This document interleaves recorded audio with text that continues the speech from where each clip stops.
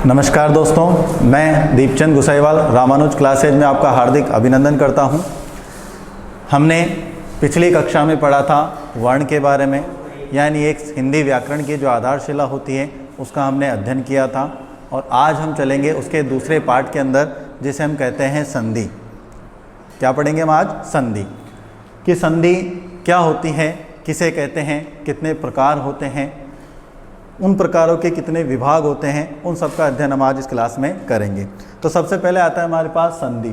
तो संधि का शाब्दिक अर्थ होता है हमारे पास जोड़ या समझौता या मेल। अर्थात संधि को हम जोड़, समझौता या मेल कह सकते हैं।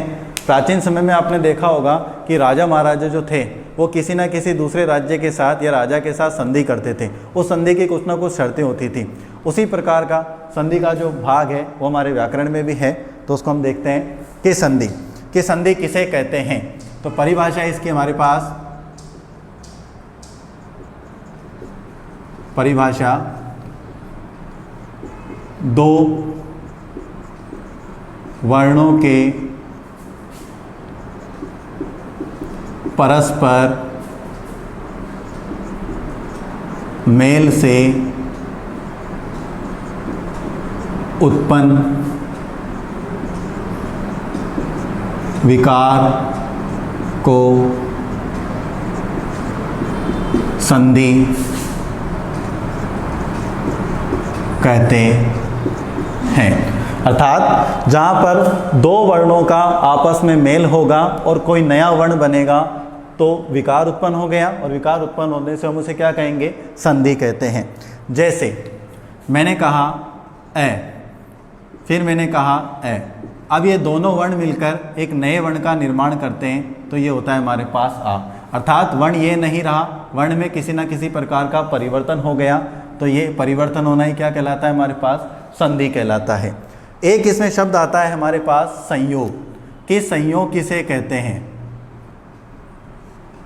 संयोग किसे कहते हैं? परिभाषा दोनों की मिलती जुलती है कि जहाँ पर दो वर्णों का मेल तो होगा,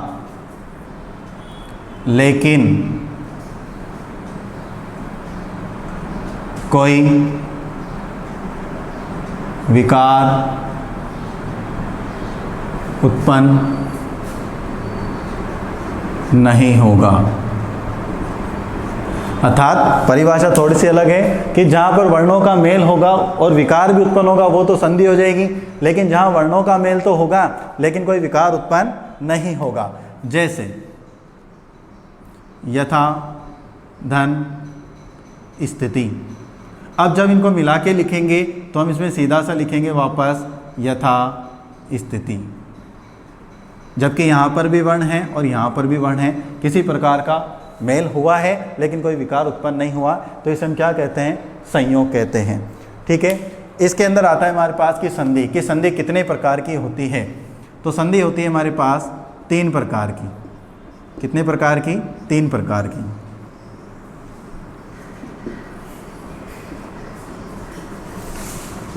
संधि होती है तीन प्रकार की।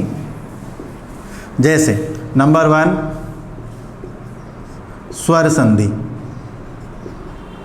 स्वर संधि। सेकंड व्यंजन संधि। और नंबर 3 पे आती है हमारे पास विसर्ग संधि। फर्स्ट नंबर पे है स्वर संधि। अब नाम से कंफर्म होता है कि स्वर संधि का मतलब होता है जहाँ स्वर प्लस स्वर का मेल होगा और नया जो वर्ण बनेगा वह स्वर ही होगा। दूसरा आता है व्यंजन। तो इसमें व्यंजन प्लस स्वर या व्यंजन, और नया वर्ण जो बनेगा वो व्यंजन ही होगा। तीसरा आता है विसर्ग, तो सबसे पहले इसमें आएगी विसर्ग प्लस स्वर या व्यंजन, और संधि का जो नाम हो जाएगा हमारे पास विसर्ग संधि। तो जहाँ पर स्वरों का मेल हो स्वर संधि, व्यंजन प्लस स्वर और व्यंजन का मेल हो तो व्यंजन संधि, विसर्ग प्लस स्वर या व्यंजन का मेल हो तो विसर्ग संधि। तो संधि को हमने कितने भागों में बांट दिया? 3 भागों में बांट दिया। फिर आता है कि स्वर संधि कितने प्रकार की होती है? तो स्वर संधि में हमारे भाग होते हैं 5। स्वर संधि कितने प्रकार की होती है? 5 प्रकार की। व्यंजन संधि के नियम भी हैं और भाग भी हैं, लेकिन हम नियमों से पढ़ेंगे तो नियमों से हमारी जो व्यंजन संधि है वो हमें भली भांति हमारे दिमाग में आ जाती है, अच्छी तरह से हम उसको समझ सकते हैं। तो इसके 21 या 22 नियम हैं, उसको आसानी से समझ सकते हैं। और इसी प्रकार विसर्ग संधि में भी नियमों के अकॉर्डिंग अपन पढ़ते हैं, तो इसमें हमारे पास 10 या 11 नियम आते हैं। तो इस प्रकार से हम इसका अध्ययन कर सकते हैं। तो स्वर संधि भी हमारे पास कितने प्रकार की हो गई? 5 प्रकार की हो गई। स्वर संधि 5 प्रकार की होती है। जैसे सबसे पहले दीर्घ संधि, नंबर 2 गुण संधि, नंबर 3 वृद्धि संधि, नंबर 4 यण संधि और नंबर 5 अयाधि संधि। तो इस प्रकार से ये स्वर संधि के 5 भाग है हमारे पास कि स्वर संधि को हमने कितने भागों में बांटा? 5 भागों के अंदर, दीर्घ, गुण, वृद्धि, यण और अयाधि। यस, नोट कर लें इसको।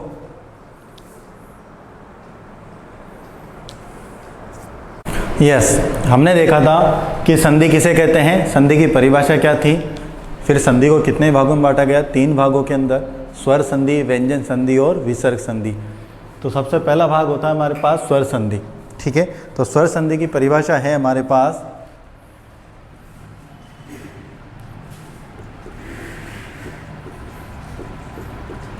दो स्वरों के मेल से उत्पन्न विकार को स्वर संधि कहते हैं। तो जहाँ पर 2 स्वरों का मेल होगा उसे हम स्वर संधि कहते हैं। तो स्वर संधि को हमने बांटा है कितने भागों में? 5 भागों के अंदर। तो सबसे पहला भाग आता है हमारे पास स्वर संधि में दीर्घ संधि। सबसे पहली संधि कौन सी है? दीर्घ संधि। दीर्घ का मतलब होता है बड़ा, दीर्घ का मतलब होता है बड़ा या गुरु। तो परिभाषा है इसकी 2 समान स्वर आपस में मिलकर दीर्घ हो जाते हैं। कि 2 समान स्वर आपस में मिलकर क्या हो जाते हैं? दीर्घ हो जाते हैं, यानी बड़े हो जाते हैं। अब दीर्घ संधि में हमारे पास जो बनने वाले वर्ण हैं, दीर्घ संधि में बनने वाले जो वर्ण हैं वो है हमारे पास आ, ई, उ और ये री। ये 4 वर्ण हैं जो मिलकर क्या हो जाएंगे? हमारे पास दीर्घ हो जाते हैं, और इन्हीं के नाम से संधि जानी जाती है दीर्घ संधि। इसके अंदर एक आ की 4 स्थितियां होती हैं, जैसे ए प्लस ए बराबर आ, ए प्लस आ बराबर आ प्लस ए बराबर आ, और आ प्लस आ बराबर आ।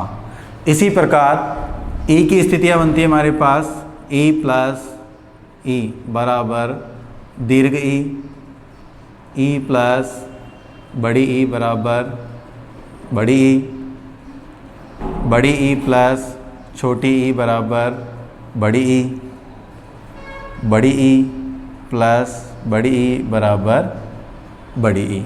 इसी प्रकार ऊ की स्थितियाँ बनती है हमारे पास, ऊ प्लस ऊ बराबर बड़ा ऊ प्लस बड़ा ऊ बराबर बड़ा ऊ प्लस छोटा ऊ बराबर बड़ा ऊ प्लस बड़ा ऊ बराबर बड़ा ऊ। तो इस प्रकार से एक आ की जो स्थिति बनेगी वो हमारे पास 4 प्रकार से हैं। इसी प्रकार 4 प्रकार से ई बन जाएगा, इसी प्रकार 4 प्रकार से ऊ बन जाएगा। री की जो स्थितियां हैं नॉर्मल 2 रूप से ही होता है, वो उदाहरण कम मिलते हैं इसके। री प्लस री बराबर दीर्घ री, छोटा री प्लस बड़ा री बराबर ये दीर्घ री। तो इसकी स्थिति हमारे पास कम है, उदाहरण भी कम है, लेकिन इन तीनों के जो उदाहरण हैं वो हमारे पास ज़्यादा मिलेंगे। तो ए और ए मिलके भी हमको क्या मिलेगा, बनाना आ है। चाहे पहले ए आ जाओ बाद में आ जाओ तो भी आ बनना है, पहले आ जाओ बाद में आ जाओ तो भी आ बनना है, और आ जाओ तो भी हमारे पास क्या बनना है, आ बनना है। इसी प्रकार ई की स्थिति है, इसी प्रकार ऊ की स्थिति होती है। यस, स्क्रीनशॉट ले लें इसका। यस, मैंने आपको परिभाषा बता दी थी कि 2 समान स्वर मिलकर जहाँ पे दीर्घ हो जाते हैं उसे हम कौन सी संधि कहते हैं, दीर्घ संधि कहते हैं। यह हमारे पास दीर्घ संधि के उदाहरण है। इससे पहले मैंने आपको ये बता चुका हूँ कि ए और ए मिलके भी आ होगा, आ और ए मिलके भी ए होगा। ये उदाहरण क्रमवाइज लिखे हुए हैं, आप चाहो तो इसको आसानी से कर सकते हो। तो देखो, सबसे पहला है हमारे पास अंत्याक्षरी। इसको पहचानने का तरीका है, आप इसका उच्चारण करें, आपको इसमें ध्वनि मिलेगी आ की। जैसे मैंने इसका उच्चारण किया अंत्याक्षरी तो ध्वनि आ गई, देखो ये यहाँ पे आ की ध्वनि आ गई। ठीक है, दूसरे का उदाहरण देखो युगांतर, इसमें भी आ की ध्वनि कहाँ आ रही है, ये आ की ध्वनि आ रही है। तीसरे में ये पूर्वाहन, चौथे में मध्याहन, अरावली, उपाध्याय, यहाँ पे भी डबल आ है, ये आ की ध्वनि है, ये आ की ध्वनि है, ये आ की ध्वनि है। इसी प्रकार इधर भी देखिए, ये हिमालय आ, ये रत्नाकर आ, ये यातायात, ये सत्याग्रह, ये द्वारकाधीश, ये पुरावशेष, ये द्राक्षासव, यहाँ पे भी है, लेकिन डिफाइन करेंगे इसको। मुक्तावली, विद्यालय, चिकित्सालय और महाशय। इन सारे शब्दों के अंदर आप देखो जहाँ पे भी आ की ध्वनि आ रही है वहाँ पे मैंने अंडरलाइन कर दिया है। अब इसको करने के लिए आपको 4 नियम मैंने लिखा दिए थे, उसके अनुसार करो। सबसे पहला आता है हमारे पास अंत्याक्षरी। अंत्याक्षरी, अब इसका अपन संधि विच्छेद करते हैं तो इसका अंत्य प्लस अक्षरी, अर्थात हम लोग जब अंताक्षरी कहते हैं तो अंत वाला जो वर्ण होता है उसी को हम लेते हैं और उसके अनुसार फिर हम गाना गाना चालू कर देते हैं। तो अंत्य प्लस अक्षरी। देखो, एक का मैं डिफाइन करके बता रहा हूँ, उसी प्रकार आपको सबका करना है। ये यहाँ पे है ए और ये रहा आपका ए, इसमें से आप ए निकालोगे तो इधर बचेगा हमारे पास ये इस तरीके की, इसमें से हमने निकाल दिया बाहर ए, इधर वाले ए को बाहर ले लो तो पीछे बचेगा हमारे पास श्री। इन दोनों के स्थान पे हमको नया वर्ण कौन सा बनाना है, आ बनाना है। ठीक है, और इधर फिर आ गया हमारे पास वापस ये अंत्य और ये इधर बचा हमारे पास शरी। ये आ दे दो इसको क्योंकि ये अधूरा है, ये आ इसको दे दिया हमने और ये आपका अक्षरी। इस प्रकार से हम किसी भी वर्ण को लिखकर या किसी भी शब्द को लिखकर इस प्रक्रिया के द्वारा हम शुद्ध रूप से उसका संधि विच्छेद कर सकते हैं। ये प्रक्रिया आप लोग अपना लोगे तो कोई सा भी शब्द हो आप आसानी से उसका संधि विच्छेद कर सकते हो। ठीक है, इसका ध्यान रखना, इस तरीके से आपको इसको करना है। दूसरा है हमारे पास युगांतर। अब आ की ध्वनि यहाँ पे आ रही है तो हमारे पास शब्द आता है सबसे पहला युग, युग प्लस अंतर, यानी वर्षों का जो अंतर होता है उसे हम कहते हैं युग प्लस अंतर। पूर्वाहन, ये आ की ध्वनि व में है तो इसका हो जाएगा हमारे पास पूर्व प्लस अहन। अहन का मतलब होता है दिन और पूर्व यानी पहले का जो दिन होता है उसे हम कहते हैं पूर्वाहन। फिर आता है मध्याहन, तो मध्य प्लस अहन यानी मध्य का दिन। अरावली, अर प्लस अवली। अर यानी होता है पहाड़ और अवली का मतलब होता है लाइन, यानी पहाड़ों की जो लाइन होती है उसे हम कहते हैं अरावली। उपाध्याय, उप प्लस अध्याय, उपाध्याय यानी पढ़ाने वाला जो होता है उसे उपाध्याय कहते हैं। परार्थ, पर प्लस अर्थ, परार्थ यानी दूसरा जो होता है उसके लिए परार्थ शब्द होता है। अस्ताचल, अस्त प्लस अचल यानी जो अस्ताचल की ओर जा रहा है, जैसे सूर्य के लिए आता है शब्द काम में। स्वार्थ, स्व प्लस अर्थ। इस प्रकार से इन शब्दों का हमने संधि विच्छेद किया है। इसमें कहीं दिक्कत हो तो आप लोग देख लीजिए, नहीं तो प्रक्रिया आपके पास है, उसके अकॉर्डिंग आप आसानी से इसका संधि विच्छेद कर सकते हो।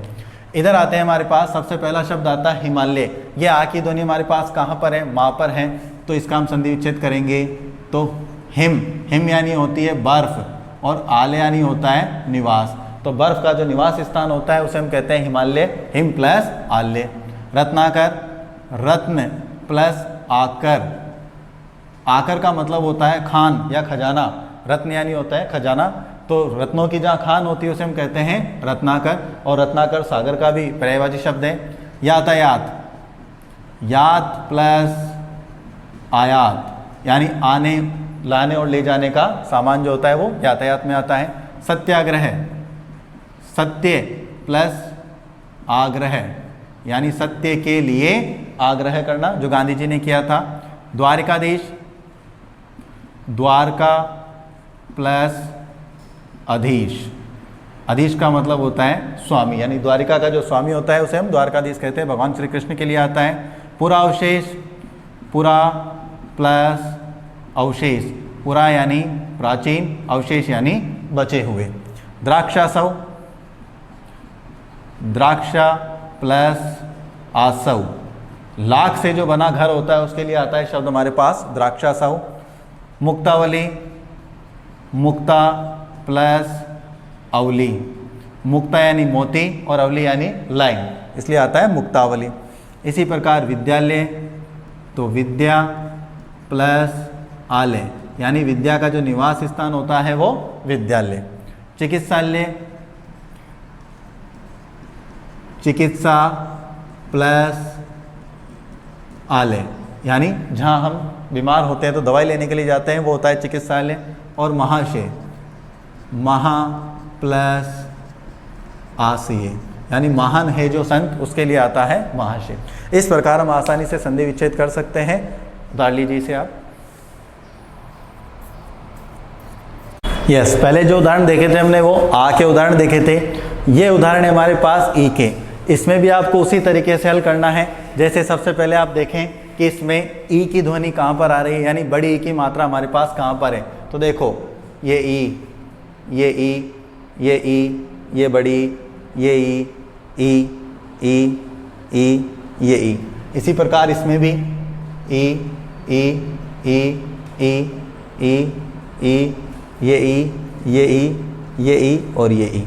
इस प्रकार जहाँ पर आपको दीर्घ ई दिख रही है वहीं से हमको इसका क्या करना है, संधि विच्छेद करना है। जैसे पहला है हमारे पास अधीन, क्या है अधीन, तो इसका संधि विच्छेद हो जाएगा हमारे पास अधि प्लस इन, यानी हम किसी के अधीन होते हैं।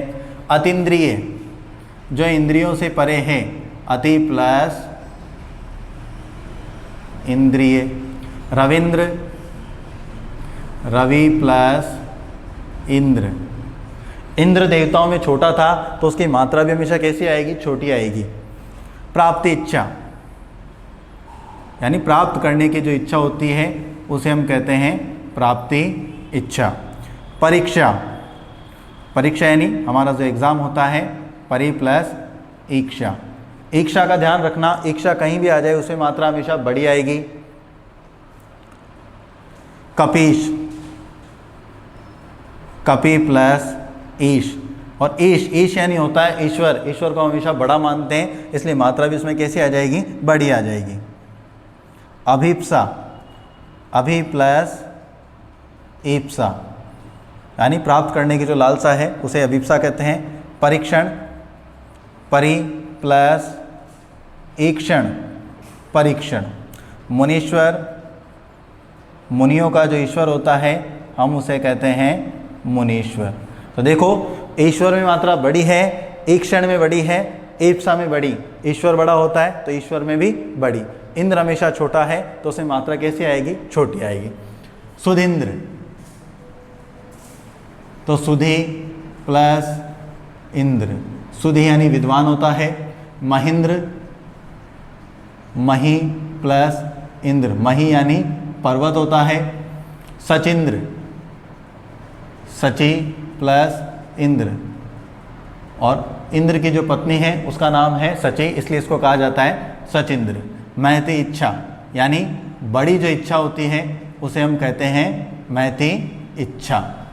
फणीश्वर, फणीश्वर कहते हैं हम नागों का या सांपों का जो स्वामी होता है उसे हम कहते हैं फणीश्वर, क्योंकि फण जो होते हैं वो सांप के ही होते हैं। नारीश्वर, नारी का जो स्वामी होता है उसे हम कहते हैं नारीश्वर। फिर है हमारे पास रजनीश, रजनी यानी होती है रात, और रात का जो स्वामी होता है उसे हम रजनीश कहते हैं। नदीश्वर, नदी का जो स्वामी होता है उसे हम नदीश्वर कहते हैं। श्रीश, श्री यानी होती है लक्ष्मी, और लक्ष्मी का जो स्वामी होता है उसे हम क्या कहते हैं, श्रीश।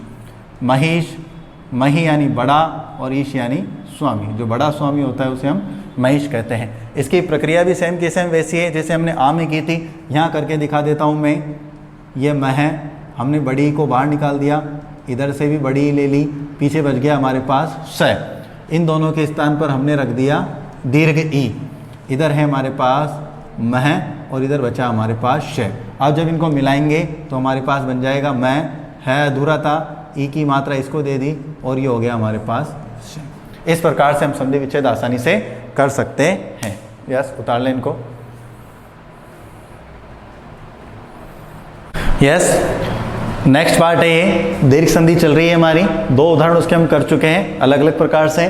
तीसरा उदाहरण है हमारे पास ऊ का। जो पहला उदाहरण किया था वो था ई का, ए का, दूसरा था हमारे पास ई का, और तीसरा है हमारे पास ऊ का। इसमें लास्ट जो दो उदाहरण हैं वो हमारे पास री के हैं, क्योंकि उसके उदाहरण हमारे पास कम मिलते हैं। जैसे पहला है हमारे पास सूक्ति। सु यानी होता है अच्छा, और उक्ति यानी होता है कथन। तो सु प्लस उक्ति, जो अच्छा कथन होता है उसे हम कहते हैं सूक्ति। बहुउद्देशीय, बहु प्लस उद्देशीय,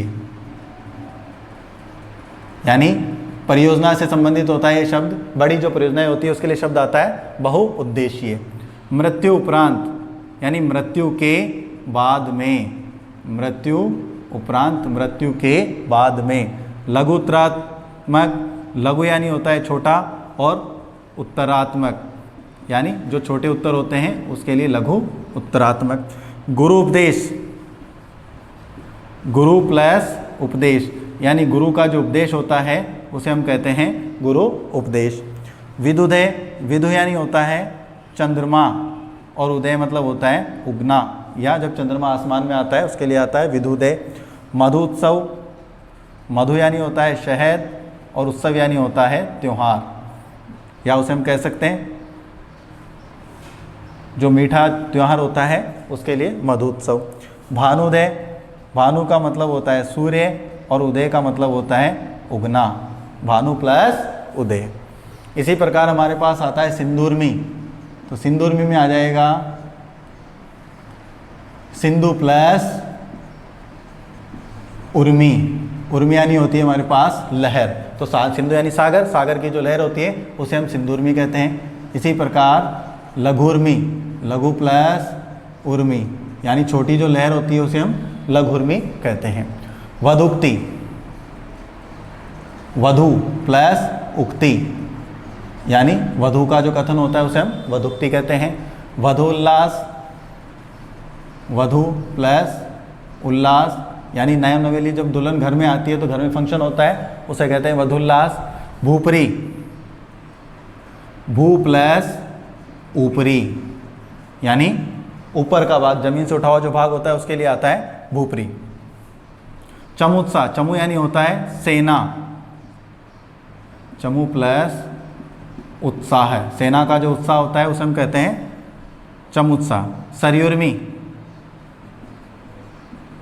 सरयू प्लस उर्मी, सरयू यानी सागर या तालाब, तो सागर की जो लहर होती है उसके लिए सरयू उर्मी। भूधर्व, भू यानी जमीन और ऊर्ध्व यानी ऊपर का भाग, तो भूधर्व। दो उदाहरण है हमारे पास री के, तो ये पितरी प्लस ऋण, ये री और ये री मिलके बन जाता है हमारे पास दीर्घ। इसी प्रकार मातृ प्लस ऋण, ये आपके संधि विच्छेद के उदाहरण हैं। दीर्घ संधि कंप्लीट हमारी। यस, स्क्रीनशॉट ले लें।